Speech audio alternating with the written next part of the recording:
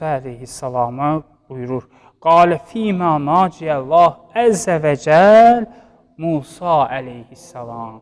Allah Taala Həzreti Musa əleyhissalama buyurur. Yə Musa, ey Musa, mə təqərrəbə iləyyəl mutəqərribun bimislil vərai ən məharimi.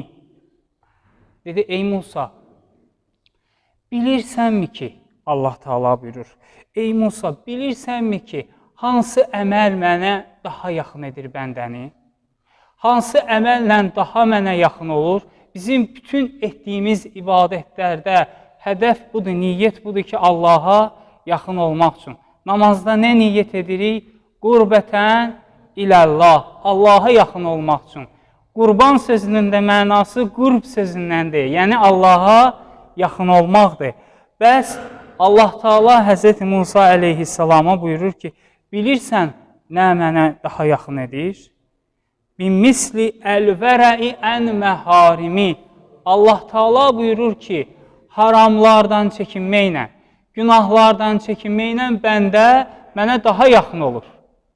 Allah Taala buyurur ki, bəndə günahdan çəkinməklə mənə daha yaxın olur.